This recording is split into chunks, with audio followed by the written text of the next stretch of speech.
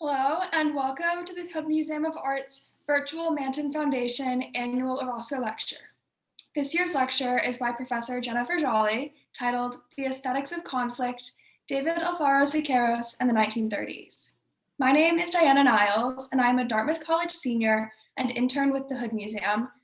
My work this year has focused on research and preparation for the Museum Collecting 101 class, a not-for-credit course during which students learn about the process of acquiring a work of art and buy a work for the museum's collection. This year's theme is Latinx and Latin American photography. Throughout this process, I have researched the Hood Museum's Latinx and Latin American collections, as well as new artists to consider adding to the collection through this class. I'm looking forward to learning more about Latin American art during today's lecture.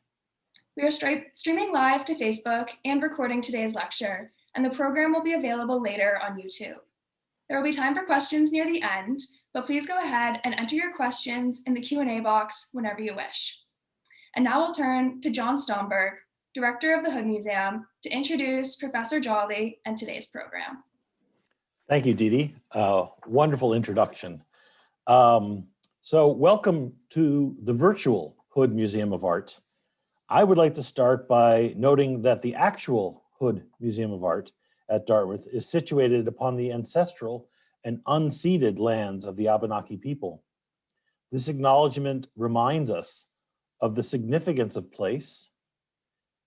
This acknowledgement also reminds us of the continued existence of Indigenous people and the museum and Dartmouth's commitment to building respectful relationships with those who call these lands home today. Now, tonight we are pleased to present our annual Manton Foundation and Orozco Lecture, a series dedicated to topics and themes found in the epic of American civilization, the internationally recognized mural by Jose Clemente Orozco, located at the Dartmouth College Library. These lectures have been made possible by an endowment funded by the Manton Foundation. The fund is used to promote scholarship that lends context for the murals and provides for the murals' care and conservation. We are grateful for the Foundation's support of our great mural, which gained national landmark status in 2012. Now it gives me great pride to introduce tonight's speaker. Jennifer Jolly is an associate professor of art history at Ithaca College. After earning her BA at Oberlin, she received her PhD from Northwestern University. Her degrees are in art history. Her research orbits the intersection of art and politics in modern Mexico. She specializes on the work of Mexican muralists. She has, for example, published on the work of David Alfaro Siqueiros and Josep Renau at the Mexican Electrician Syndicate.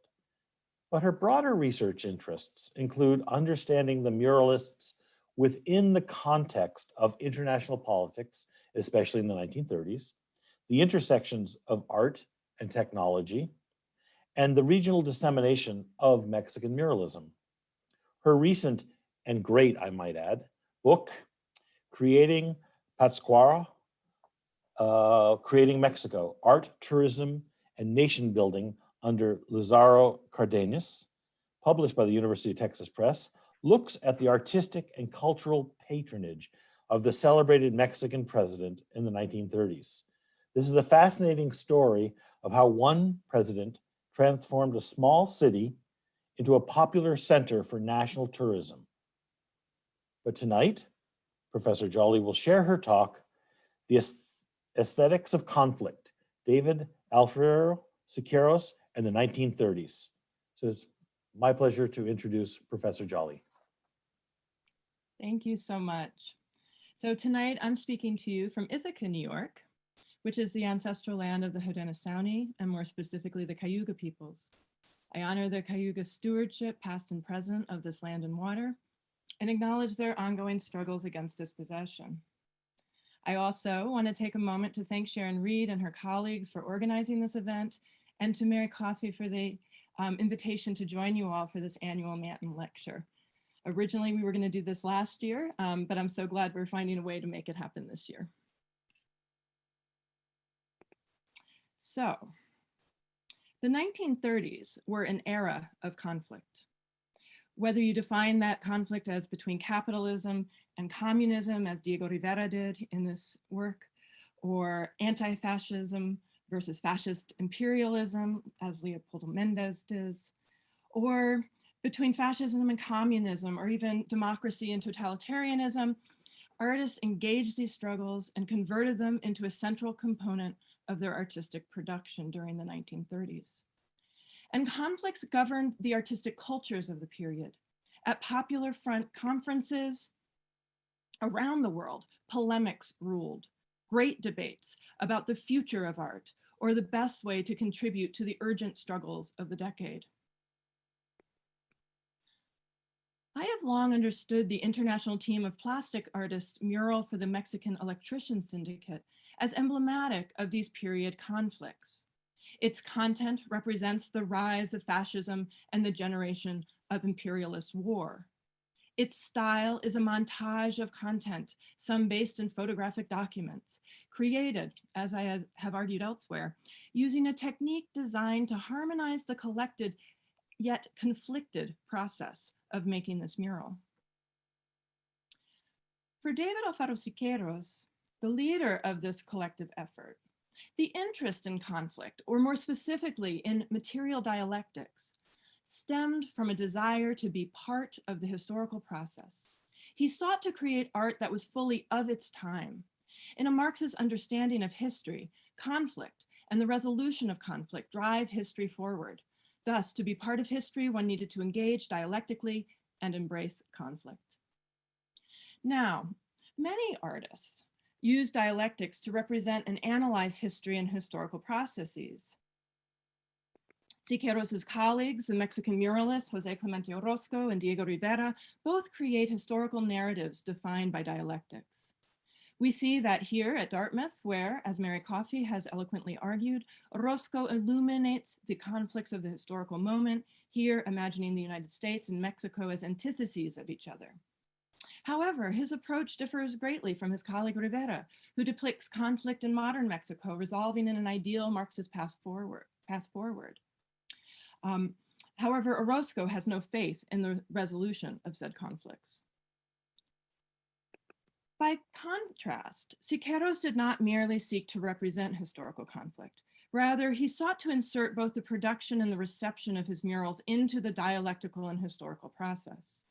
And while Orozco, as Dr. Coffey has argued, is melancholic in his recognition of his limited ability to control his viewers' receptions of such historical narratives, Siqueiros engages a series of experiments during the 1930s that are designed to maximize his control of the reception of his work. Specifically, through his engagement with film and perspective theory, Siqueiros believed he could use art to dialectically engage his spectators in confrontation and thus produce a transformation in resolution. This ambition and the aesthetics of conflict that he develops is the subject of my talk tonight.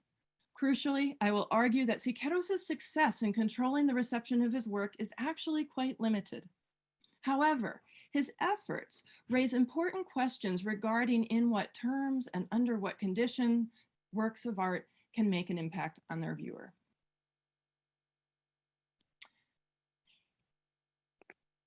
In a lecture of 1945, Siqueiros tells us about the importance Sergei Eisenstein held for his thinking about the relationship between material dialectics and aesthetics.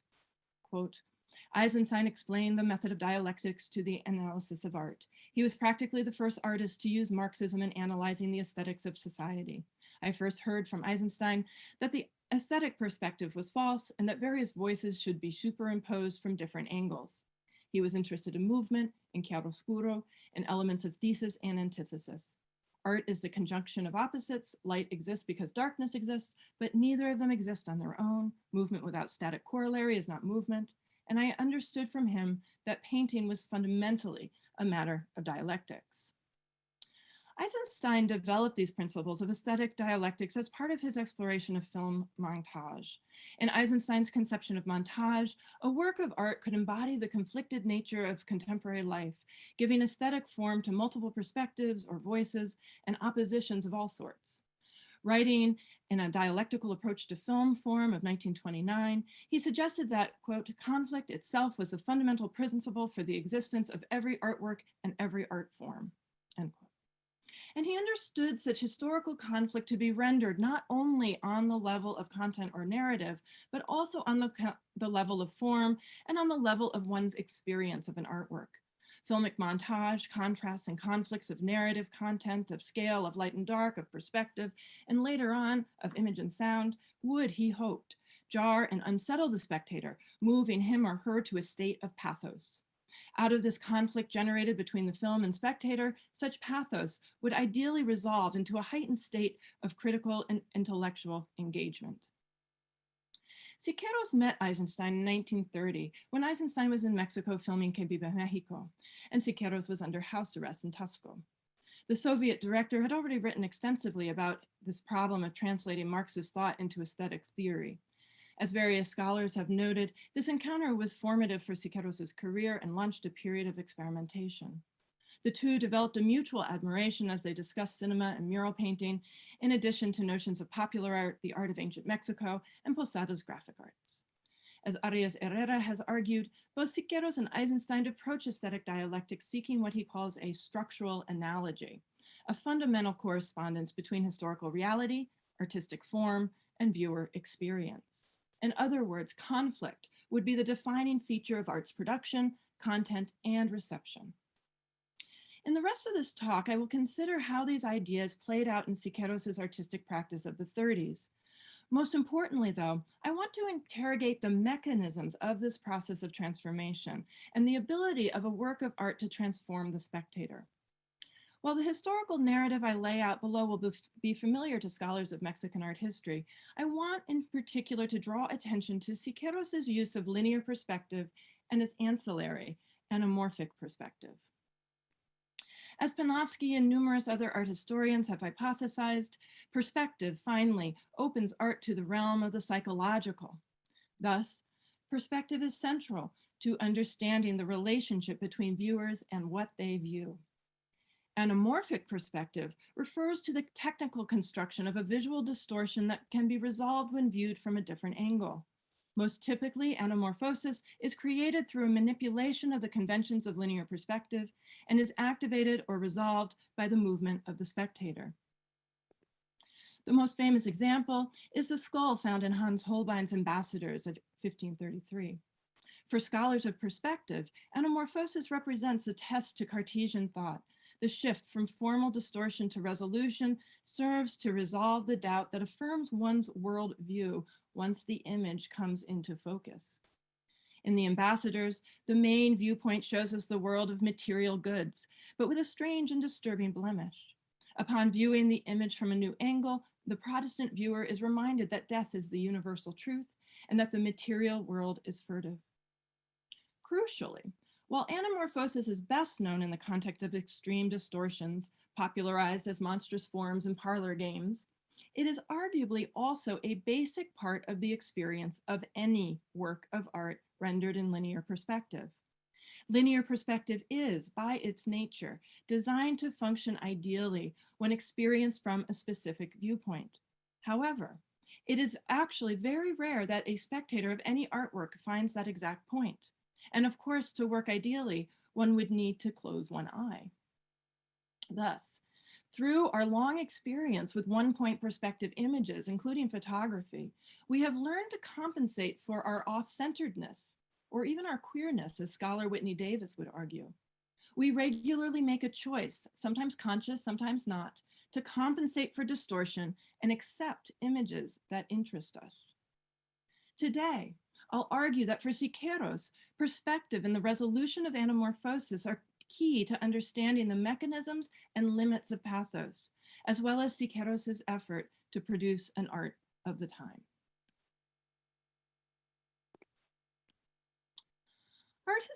As art historians have noted, Siqueiros' experiments with linear perspective and photography in particular began in Los Angeles.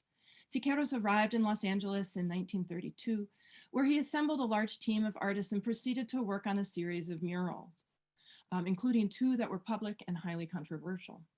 Siqueiros and his team painted tropical America, oppressed and destroyed by imperialism, on the upper terrace of the Plaza Art Center on Olvera Street, the center of historically Mexican and Chinese district, which was undergoing an urban renewal program.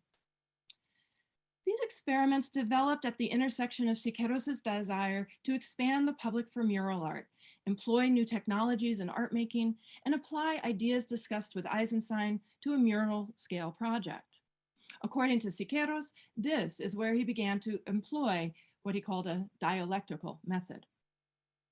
As Siqueiros wrote in 1935, quote, "We discovered that the exterior mural is a better strategic element of revolutionary art than an interior mural. And we also discovered by accident that it is necessary for the production of revolutionary art to have a dynamic composition, that is to say dialectical, because we have found the active form, because of its multiple or multifaceted character, corresponds to an active, not static spectator." As Siqueiros frames this then, his emerging new aesthetic, characterized by a dynamic composition with, as we'll see, multiple perspective systems, is driven by his engagement with a spectator in motion in an exterior space. This turn to exterior murals addressed concerns as Siqueiros had expressed regarding the limited audiences who had access to the murals produced to date in the Mexican mural movement. As Sergio Delgado Moya argues, this becomes Siqueiros' opportunity to work in a high traffic area and adapt mural painting to mass publics moving through large public spaces. In effect, using a mural much as a commercial billboard. Now, working outdoors prompted a number of changes for Siqueiros' method. In an effort to make murals stand up to weather and light conditions, Siqueiros turned to using white cement and synthetic paints, as well as paint guns to more rapidly apply paint and blow torches to create an encaustic seal over the murals. He also turned to the photographic camera and the opaque projector. On one hand, photographs provided elements of the mural's content. Here, for example, photographs provide content for the archaeological ruins and the central figure. However, notably, while Siqueiros understood this crucified man as a generic document of oppression in the Americas, in fact, it represents a servant in Japan punished for his participation in a robbery and murder. However, it is worth noting that while Siqueiros tells us that this is when he began projecting photos onto the mural in lieu of pouncing sketches onto the wall, as is done with traditional muralism, it is worth noting that conservation reports do find evidence of traditional pouncing, and photos like these seem to inspire rather than dictate precise content, something I'll come back to in a moment. On the other hand, Siqueiros tells us that he began to use the camera to test the viewing angles for the mural and develop a composition with multiple vanishing points in recognition of the varied ways spectators would have encountered the mural. Yet, while there's no doubt that the mural is designed with multiple perspective systems, curiously, the most prominent ones, in fact, do not align with the positions of most spectators. In this compositional sketch of the mural, we see that the mural was developed with multiple perspective systems in mind. The surface is divided into 3 geometric sections, each prepared for a distinct perspective, including a 2-point perspective system for the central section. In situ, one would walk across the patio here, which was a beer garden, and see that the mural was designed to be viewed from 3 lateral angles, and the forms are somewhat distorted when viewed from the other angles. Trees moderate transitions between vanishing points. Viewed from any number of positions, they are distorted by design. Meanwhile, it's interesting to note that Siqueiros employed an inverted perspective for some of the content in the center and rightmost sections. This technique, borrowed from medieval art, is often used to help mitigate the effects of viewing from oblique angles, for example, from the street below. However, this perspective reveals that the mural is also designed to imply a view from above that conflicts with the viewing height of most local spectators. We can see that the top of the platform on which the revolutionaries sit, the plume columns are foreshortened and viewed from above. And the crucified figure, rather than being viewed from below as in the original photograph, is arguably accentuating the upper body and the upper edges of the cross, again implying a view from above. This explicitly does not correspond to any of the standard viewing angles for this mural, not from the patio level, not from the street level. Rather, it appears to align with a view from above, perhaps associated with the spot from which this photographer took this picture of Roberto Verdicchio, one of Siqueiros' collaborators, which is from the roof of the building next door. Or even further, as Rebecca Zamora projects, from skyscrapers in the nearby city center.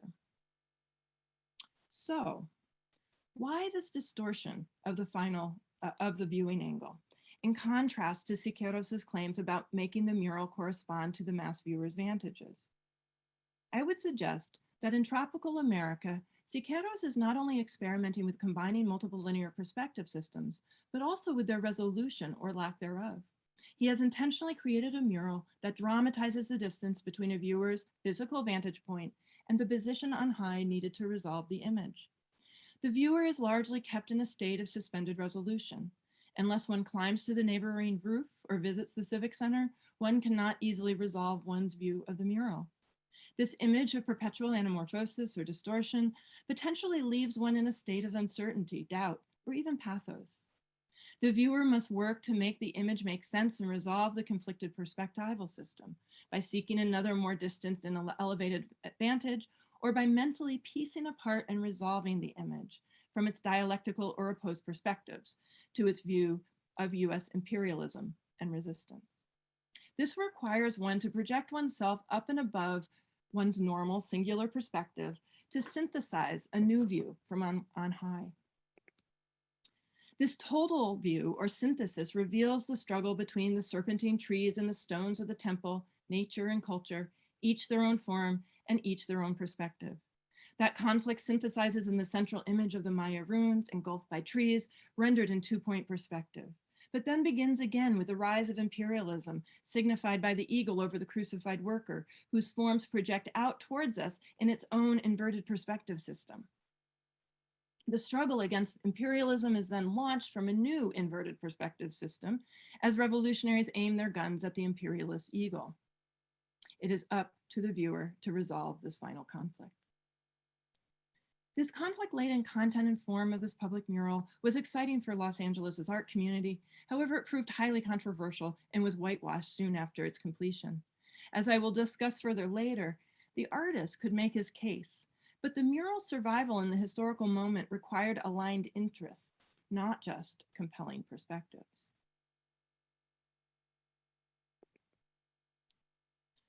Siqueiros continued his experiments with perspective and anamorphosis in Argentina in 1933, this time in the basement of a private house outside Buenos Aires. The long concave room, a bar, provided a setting in which Siqueiros could imagine the movement of a spectator through space, past a sequence of ideal vantage points. Once again, he used the photographic camera both to record images of his models and to project a series of single-point perspective images onto the curved walls and ceiling. In Argentina, he was particularly concerned with movement. On one hand, he focused on the motion of the spectator, asserting that this was an experiment in dynamic art for an active mobile spectator. As part of his ambition to distribute and disseminate mural painting, he designed the mural to be filmed, the cinematic camera documenting a path of the mobile spectator through the hole. On the other hand, the moving spectator would trigger the optical effects of anamorphosis as they approached and moved away from the vantage points from which the photographic images were projected. Thus, as Siqueiros imagined, the movement of the spectator activates the organic geometry of the wall, it distorts it, and transforms it. And the images, in this case nudes, quote, gyrate in harmony with the movement of the spectator, end quote. And here's some of the examples of these effects. So as one image resolved, the others would morph out of perspective, and the wall would itself appear to be in motion. The results Siqueiros referred to as a harmonic machine. In this case, Siqueiros also employed electric lights in the space, adding the contrast of dark and light to enhance the resolution and distortion of the forms. While Siqueiros did not frame this project as revolutionary art itself, given the private location and traditional content of the work, the female nude, He did frame it as a contribution to the revolutionary development of art and as a product of the dialectical method. Further, he deemed the piece psychological activism, suggesting that once again, this use of anamorphosis was intended as a part of a process of not just representing conflict, but also producing it in the spectator to prompt transformation. And yet, what kind of psychological activism might be taking place here? It's worth thinking about the space itself. A bar in Natalio Botana's home, described as an elite space for gathering men of various political persuasions to play poker, drink, and, quote, argue about women and politics, end quote. In other words, it was a room dedicated to the performance of heterosexual male bonding. It is a space that both engenders group camaraderie for those welcomed into Botana's inner sanctum and disrupts it with arguments. The multi-perspectival mural covering the entire room might offer momentary points of resolution as one moves through the space and nude females come briefly into focus. But what enables such moments of resolution to coalesce in the experience of anamorphosis? Once again, there is no single satisfying viewpoint. The multiplicity of perspectival systems confound resolution. More than merely Siqueiros' movie camera hitting all the correct viewing angles, it is arguably an embodied subject position, an embodied view that includes desire to see the female nudes, to bond with other men, or at least to bond with other art connoisseurs. Without such desire, the experience breaks down. Siqueiros' psychological activism under such conditions is arguably about the possibility of group formation, prompted by a shared experience of art within a multi-perspectival, argument-filled space.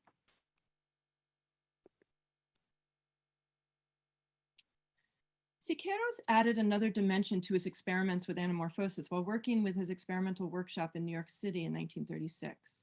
In New York, he continued to explore new technologies, broadening his use of industrial materials and experimenting with new means of applying synthetic paints and enamels.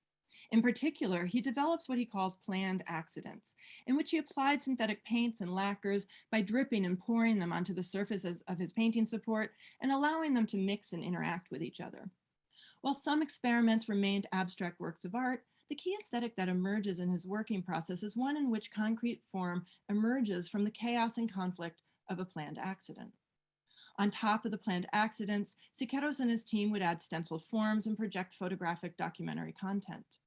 Here, the planned accidents serve as the anamorphic content, the chaos, the conflict, the doubt, and the distortion of the Cartesian form. This abstract chaos serves as a strategy for addressing the transitions between perspectives, much like the trees in tropical America. By contrast, though, here, the photographic and representational content projected onto the planned accident resolves that distortion and serves as a call to action. Thus, in New York, we see again another step in Siqueiros' aesthetics of conflict, the theme of political clarity emerging from uncertainty. In these experiments, Siqueiros advanced his application of the principles of dialectics to works of art broadly. We continue to see a range of strategies paralleling Eisenstein, contrasts of scale, of light and dark, contrasts of content, flesh and steel. But he has added the contrast between abstraction and realism, capturing the major art historical debate of the period. Just months earlier at the American Artists Congress and again in Paris during the Quarrel of Realism debates, the battle between the efficacy and revolutionary possibilities of abstract and realist art crystallized as a central conflict within the art of the Popular Front movement. Siqueiros' resolution provided a painterly solution, a synthetic path forward from the conflict at the heart of the Popular Front art movement. In another variation on this new way of thinking about anamorphosis, we might also consider the birth of fascism. Here, as the studies of the Laboratorio de Diagnóstico de Obras del Arte tell us, Siqueiros specifically worked with distortion. After allowing bubbles to form in his planned accidents, he manipulated those bubbles to distort them, enhancing the chaos of the sea, which contrasts with the perspectively rendered Soviet Union in the distance. And so that's this upper right-hand corner of the work, which in color is in red. So it stands out much better than the black and white photo. Again, a conflict, chaos and doubt, and fascism's monstrous form versus the clarity offered by communism. During this period, he wrote to Maria Anzusolo that he was finally achieving a synthesis of art and politics that he had been searching for, asserting that, quote, "I am now able to think plastically of political problems." At the heart of that assertion was a newfound confidence in his ability to give visual form to the period conflict. Arguably, this transition from doubt to clarity with photographic realism and perspectival resolution celebrated as providing a sign of that clarity is the idea at the heart of Siqueiros' use of anamorphosis during this phase. We find these experiments synthesized in Siqueiros' mural for the Mexican Electrician Syndicate. In 1939, after returning to Mexico from fighting in the Spanish Civil War, Siqueiros formed the international team of plastic artists to accept a mural commission from the Mexican Electrician Syndicate. The team included artists Luis Arenal, Antonio Pujol, and Roberto Bardicchio, all of whom had worked with Siqueiros in the 30s. As well as Spanish Civil War exiles, José Renau, Antonio Rodriguez Luna, and Miguel Prieto. Renau was an artist specializing in photomontage and was likewise interested in the application of dialectics to artistic practice. While initially the syndicate requested a mural treating the electrical industry, the artists convinced the membership to instead create a mural treating the contemporary international conflict. For Siqueiros, this commission was his opportunity to apply the ideas he had developed over the previous decade to a mural for workers in Mexico City. The artists organized as a collective and committed to using modern technology and materials. After a debate, they decided to create their mural in the syndicate's main staircase. This location would allow the artists to make use of the spectators' movements through the stairwell to activate the space, creating a harmonic machine, much as Siqueiros had created in Buenos Aires.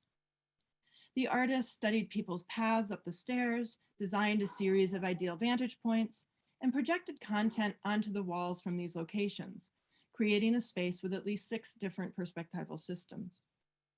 As I have argued elsewhere, the mural was designed to be filmic and employed many of the principles of montage and aesthetic dialectics explored by Eisenstein.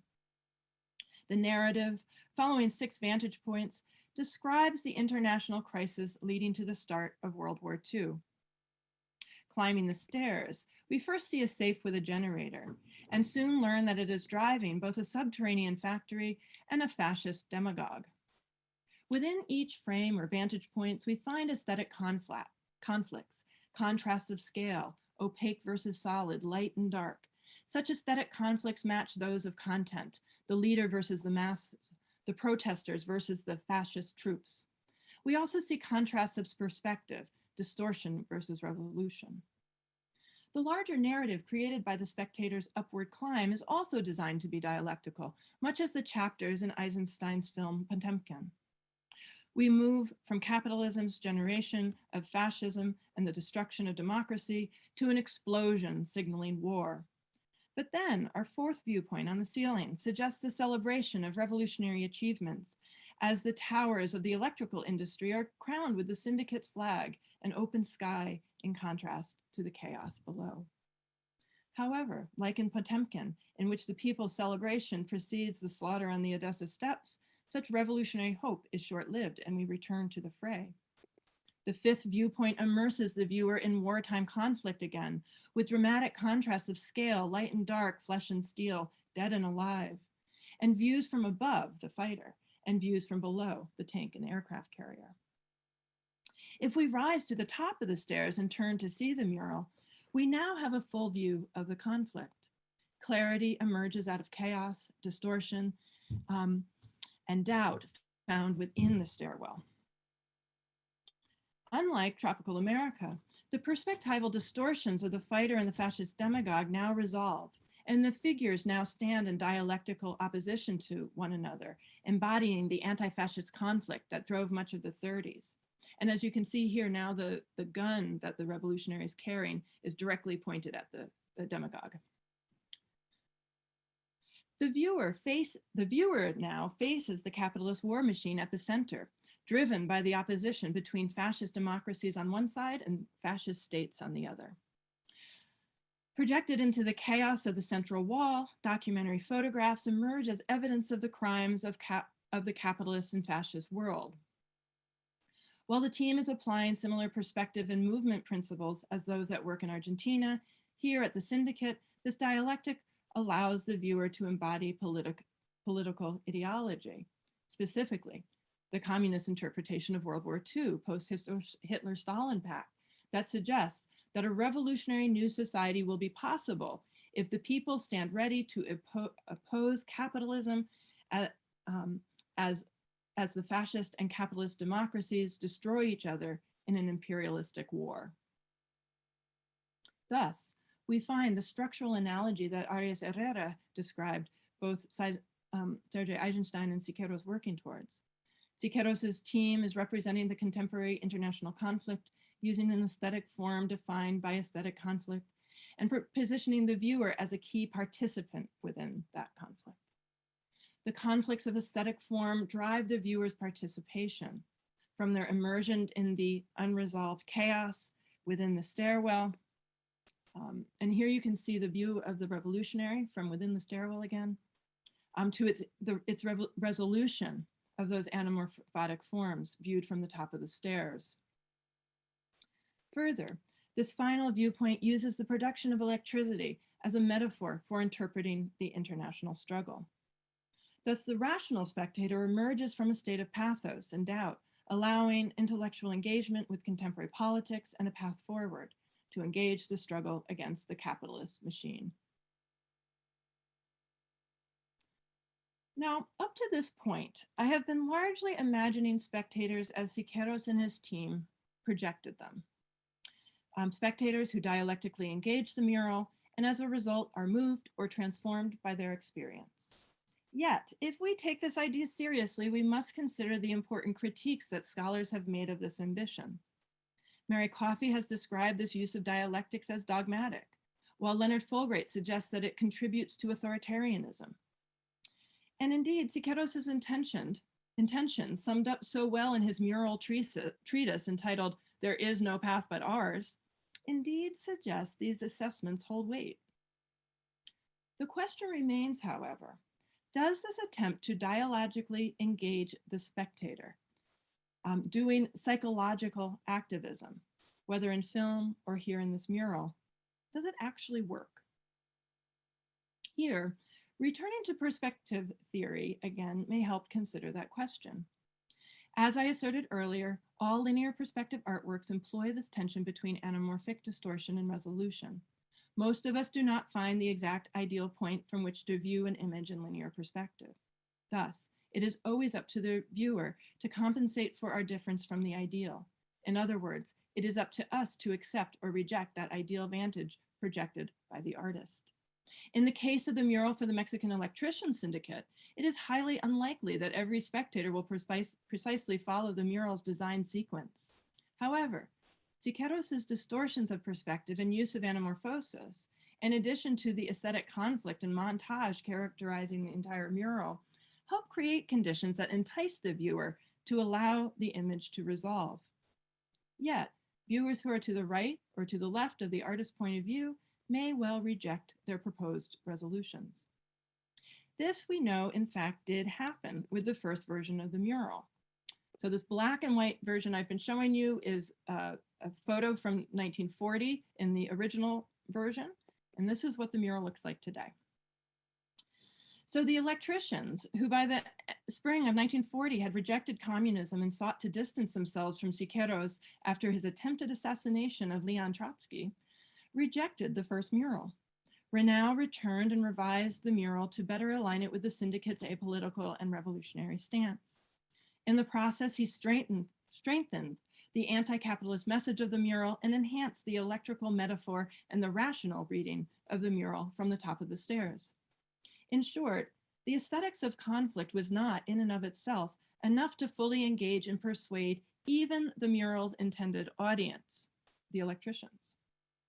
The strategy developed by Eisenstein and Siqueiros largely spoke to those who were already aligned with or willing to align with their points of view. Art's ability to transform a spectator, I would argue, requires a degree of desire to see and engage the image fully, to align with the artist, to join the group. Without such desire, we are left with a competing notion of the aesthetics of conflict. Rather than understanding perspective as a device that has the power to control and transform viewers, what remains true and compelling is the way in which montage aesthetic of the mural gives aesthetic form to period conflicts. What we find instead is Panofsky's perspective as symbolic form, a lecture he first developed in 1924 and published in 27. In arguing that perspective was a symbolic form, Panofsky was asserting that not only did it serve as a sign embodying a spiritual meaning, but also that it gave visual form to the era's conception of the world. While Siqueiros, a Marxist, would not have been terribly interested in spiritual meaning and instead would have been interested in materiality, he shared with Panofsky this basic premise about perspective's ability to give visual form or plastic form to the era. He would have agreed with Panofsky that linear perspective imposed a rational unity in its organization of space as visual form. His writings make clear that he remained heavily invested in linear perspective's rational and objective claim to representing the world.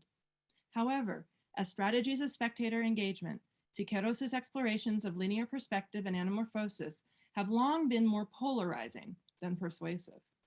As such, the resulting artworks and their multi-perspectival aesthetics become an apt manifestation of the conflicts of the 1930s. Thank you.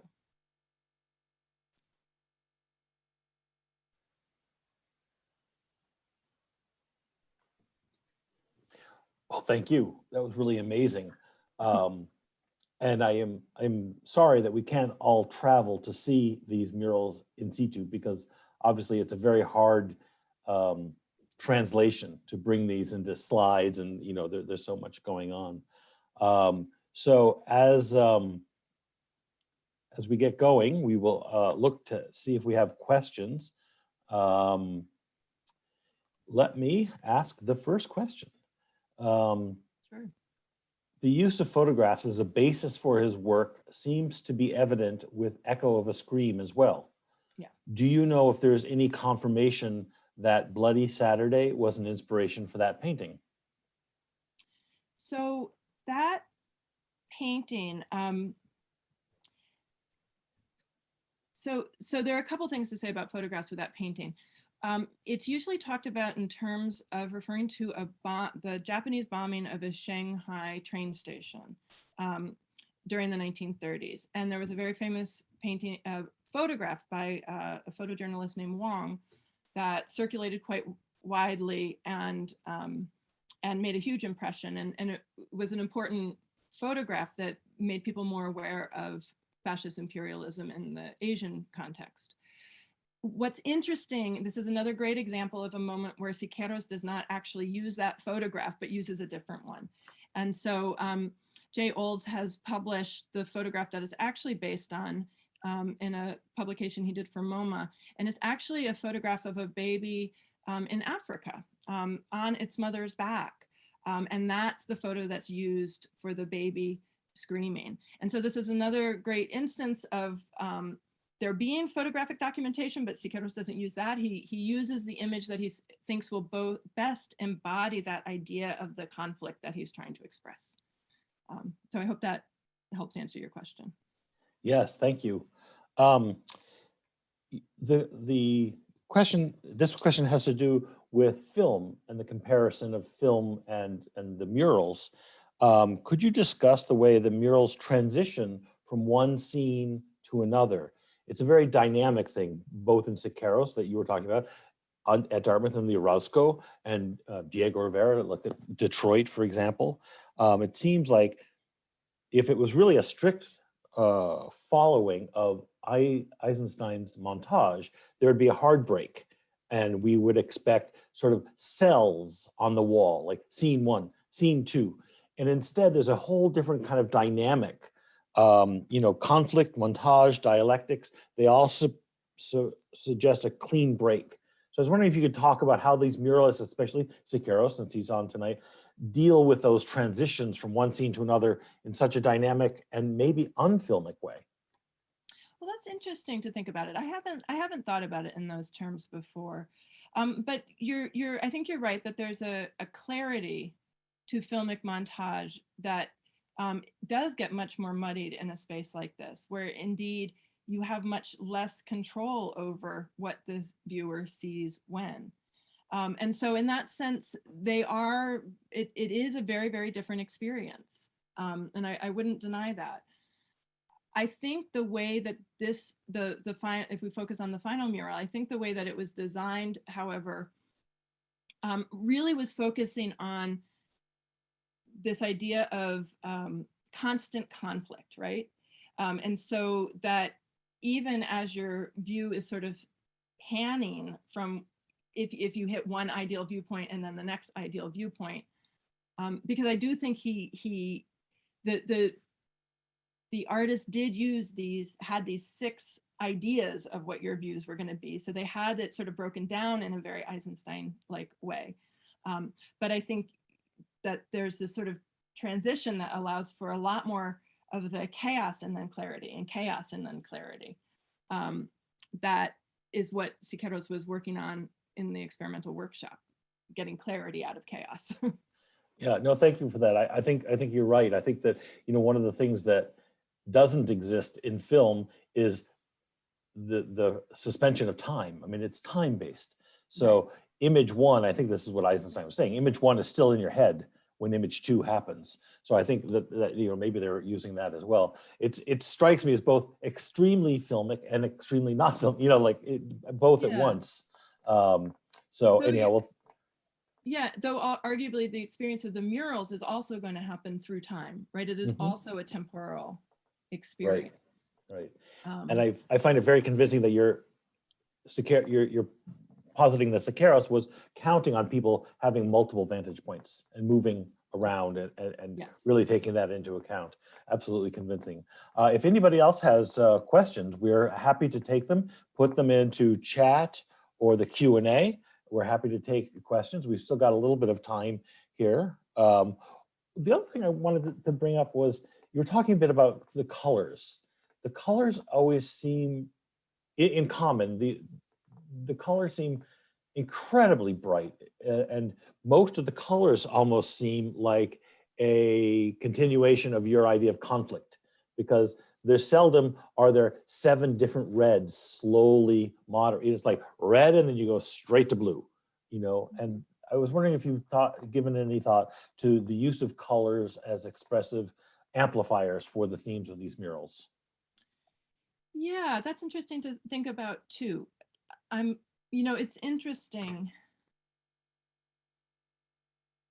It's sort of hardest to talk about that with Tropical America, because until very recently, I hadn't had a chance to see the efforts to restore the original colors. And so I still think of that mural in black and white, even though indeed it is fully colored. One of the things that's interesting to note, though, is that Siqueiros in the 30s does begin to think quite a bit about reproduction of his images and the idea of the reproduction of his images in black and white. And so he designs his images to have enough contrast to read really well in black and white. And in fact, an image like The Birth of Fascism, while you're seeing the historical photo because the original version is no longer, has been painted over and changed again. With The Birth of Fascism, he actually entered it into he wanted it to be exhibited in a black and white anti-fascist art exhibit, which was actually meant to be a print exhibit. But he was thinking of it as a black and white painting, even though it has bursts of red and bursts of blue in the sea, bits of blue in the sea, which is kind of interesting, right? So that he's thinking in terms of these extreme contrasts of black and white, but then accenting key elements. And I think that comes through really well in the Syndicate mural as well, that there's sort of this overwhelming emphasis on the contrast on the grayscale, but then these bursts of color that grab your attention and help keep your eye moving around this really chaotic space. I think it's a really interesting point to think about the translation of the murals into black and white photography and to guarantee their success as a graphic image. Yeah. Because, you hear about that in architecture. Architects at the time were also thinking about how their buildings would translate into photography. So we have a question now. What happened to tropical America? Yeah, so part of it was very quickly whitewashed. And then within the next year or so, the rest of it was whitewashed, sort of temporarily whitewashed. And then the person who held the lease, when they re-signed the lease, insisted that it be totally painted over if they were going to re-sign the lease. And but the exciting part of the story that comes after that is that in the 1970s, Schiffer Goldman was talking with Siqueiros, learned about the mural, and began this process both of historically researching it, but also began the efforts that have led ultimately to the restoration of the mural. And so you can now see it. It has been sort of salvaged from under the whitewash. It's in a still very delicate state and nothing like it was originally, but you can see it and get a sense of its color now. It really is mind-boggling to see it in color. Wow, wonderful. Yeah, I didn't even know it was there. I'm gonna have to go and check it out again. Okay, questions are beginning to come in. Could you please say more about how Renaud altered the original fresco? Siqueiros' sketches of the stairway spectator movement are dated '69. Why would he have been studying this issue so long after the mural's completion? Yeah, great question. So the changes to the mural remove the most overt political content because the Syndicate had voted to become an organization that just focuses on the anti-capitalist struggle, but no longer takes part in party politics. And so they removed, maybe I could share my screen a second. And I think you can, so all of these figures had flags saying which country they represented, and these were also all covered with flags. All of the specific crimes of the different figures, including a lynched figure at the feet of the United States, and a Jewish figure with a shaved head being paraded through the streets. All of those specific references to the anti-fascist struggle were removed. Images of children who had been killed. Let me see, hold on. The images of the children that had been killed in Spain and in fascist bombings in Spain were also removed. And so all of those images, and these images of children in particular, were iconic of the Spanish Civil War struggle, the anti-fascist struggle. And so those are some of the most overt changes. These troops disappear, and there are more protesters on the steps over here. The other thing that really changes is the way the factory is treated. So now there's this machine becomes this octopus-like form that converts the blood of the workers into coins, and the factory begins to be destroyed. And this turns it into much more of an imagery like you see in Metropolis. And again, that's very much part of this anti-capitalist tradition. And so the mural really becomes much more about anti-capitalism and much less about the anti-fascist struggle. Renaud keeps working on these because this mural had such a big impression, made such a big impression on him, was so important to his development. When he moves to East Germany in the 40s, he starts teaching and he starts making murals. And he makes these photo montage studies in the context of working with his students. And he was particularly, he does that in the context of Siqueiros coming to visit. Germany, East Germany. He moves to East Germany, I should say. They're communists. That really helps. Thank you. I hadn't seen all of those changes as we went through. That's really helpful. Can you talk about the way Siqueiros is thinking about muralism as painting in relation to or in competition with other media? And the questioner goes on to say, like film, photography, commercial imagery, sculpture, because he shapes the walls. He uses photography extensively and engages in international networks of photo montage and photojournalism. And he uses Duco paint, a synthetic industrial paint. So there's even a relationship with industrial design and objects. So could you talk about Siqueiros' muralism in relation to other media? Sure. Yeah, so Siqueiros definitely, there's so much to say about that. And in a lot of my other work, I have indeed talked a lot about some of those things. But yes, he's absolutely, on one hand, thinking about how can we bring mural painting into the modern era. And to bring mural painting into the modern era, it needs to be in dialogue with and dialectically engaged with, arguably, forms like film, right? It needs to be dialectically engaged with forms like photography. And so I think that that idea of putting painting and photography together in conflict and then producing a Siqueiros mural is exactly what is going on here, right? So very much he's in dialogue with other contemporary images. And this mural absolutely represents a well, Mary Carmen Ramirez calls it a matrix, right? And I think that's a great term. In part, it's a matrix of all of this different iconography that's showing up in prints, in photographs, in journals all over the place, in other paintings all over the place, in montages in different countries. There's so much content here. Like, so these figures up here show up in an Italian Sala O in one of the Italian, the exhibition of the Fascist Revolution, right? I mean, these are photographs that are being used all over the world and then are ending up here. A lot of the photographs come from Life magazine.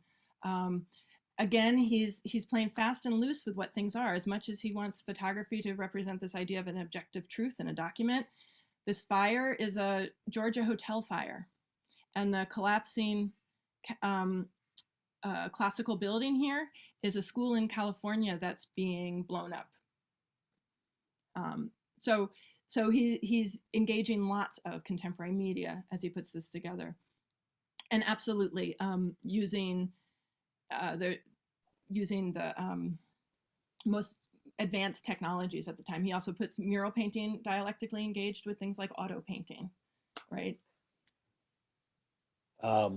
Yes, so we've got questions coming in like crazy. I don't think we're going to get to all of these. We're more or less out of time. You've inspired some deep, serious questions here today. Have you interviewed people in more recent years who still walk up and down that stairway? I did my dissertation on this mural. That's okay. And so that was 20 years ago. So back then, yes, I did talk to people about it. And people tend to talk about it in very, very enthusiastic, but also kind of general terms. So I didn't interview them specifically about, do you feel barraged by the mural? Do you feel controlled by the mural? Because I think, in fact, once it is part of your daily life, you're busy doing other things. And I think that's another example of the way in which Siqueiros' aim falls a little bit flat, right? Because indeed, images do not control people. We can walk away from images. We can focus on other things, right? Okay, thank you. And I will just take one more question. Thank you all. And I'm sorry we're not going to get to everybody's questions. I'm taking them as they came in. The 30s, this is the last question for you, Jennifer. The 30s are a violent period, as are the first half of the 40s. To what degree does the violence of the period influence Siqueiros in developing his dialectical mode of depicting his narrative? He did embrace violence in his political life. How does the personal and the artistic life intersect? Yes, I would absolutely agree with the ideas expressed in that question, that it's an incredibly violent period. And indeed, Siqueiros, as I said in the beginning, he fully embraces this idea of conflict as the way to be historical, right? And so he fights in the Spanish Civil War, and he tries to assassinate Trotsky. He fully engages in a whole series of violent conflicts. And so I think he's approaching the mural through this lens of conflict, and mural making and art making through this lens of conflict, just as he's approaching politics through that lens of conflict. And so I think those absolutely, they resonate incredibly together. That's the short answer, since I know we're short on time. Thank you, Jennifer. That was a terrific presentation, really fascinating. And judging by how many more questions we can't get to, you really inspired a lot of people with your points tonight. It was a great talk. We really appreciate it. And thank you once again to the Manton Foundation for allowing us to continue this series of lectures, and to our good friend Mary Coffey, who continues to make sure that the Orozco stays front and foremost in our thoughts and minds all the time. So with that, I bid you all good night. Jennifer, again, from everybody at the Hood Museum and all of our audience, thank you so much for a wonderful talk. Thank you. And we'll see you all next time. Bye now. Bye-bye.